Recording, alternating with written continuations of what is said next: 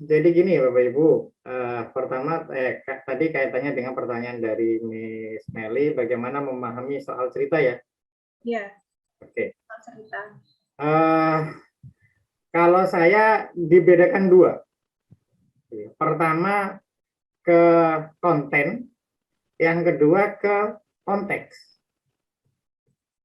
Konten, apakah anak-anak kita itu sudah memahami konten tersebut? Gitu ya.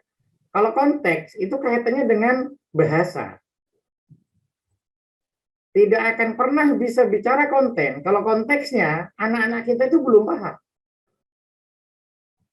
Makanya kenapa ketika anak-anak saya itu minta didampingi untuk belajar matematika, saya tidak pernah mau baca soalnya.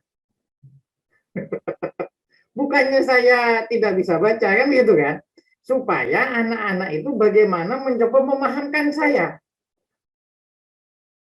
Ini pernah Nadif itu sampai baca 4 kali, kalau nggak 5 kali ya, Bu Vivi ya, gitu ya. Ya. Karena urusan koma, ya gini ya, karena koma ya, sama ngertinya Nadif kayaknya kalau di titik akhir, begitu ya, di titik akhir itu berhenti, di kalimat terakhir itu berhenti, padahal itu masih berlanjut. Saya coba diulangi lagi bacanya, dipahami, gitu ya. Terus baca lagi, apa yang kamu pahami dari situ, gitu ya. Kita minta untuk menganalisa, karena memang pada saat itu kok nggak mudeng. Coba sekarang saya ganti, kalau bacanya kayak gini gimana? Berarti oh kayak gini toh, gitu. Jadi kok kayak gini gampang, akhirnya muncul kayak gitu. Jadi langkah-langkahnya untuk apa namanya, membuat anak-anak itu bisa memahami soal cerita, pertama adalah konteksnya dulu gitu ya, yang harus benar-benar dipahamkan ke anak-anak kita. Ini bicara literasi, teks informasi. Karena apa? Di sana ada informasi yang harus diserap oleh otak kita, dan dari informasi itu akan diolah di dalam konten. Nah, ketika bicara konten, konten itu anak-anak kita sudah paham belum? Saya tidak pernah mau menjawab ketika anak saya bertanya, ayah kalau soalnya kayak gini, perkalian. Kalau soalnya kayak gini, pembagian. Enggak. Pahami konsepnya. Karena kalau cuma sekedar kalau kayak gini perkalian, kalau ini pembagian, itu nanti akan balik lagi ke hafalan. Dan ketika soalnya dirubah lagi, bahasanya, itu akan bingung. Gitu ya. Padahal yang namanya soal cerita itu kan bisa di dalamnya ada apa lagi, gitu ya. Misalkan kayak pengurangan deh. Misalkan apa namanya, 25 dikurangi 10 gitu ya. Berarti kan 15. Terus tapi kan bisa aja kan, di perumahan ini ada 25 rumah, di perumahan ini ada 15 rumah kan gitu kan. Selisihnya berapa? Kalau itu nggak paham, operasional bilangnya paham, kontennya paham, pengurangan gitu ya.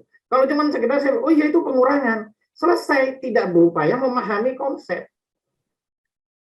Itu. Jadi dibedakan begitu ya Bapak Ibu. Kalau saya pertama bedakan konteks sama konten gitu ya.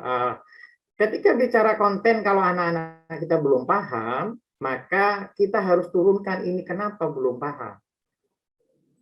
Ketika pecahan itu belum paham, saya turunkan dulu ke bilangan bulat. Kan gitu kan? Jangan salah juga ya, saya ketika dengan Nabila begitu ya, yang di kelas 5, mungkin karena faktor pendampingan saya kurang maksimal, saya pernah sampai pakai ini loh, Bapak Ibu.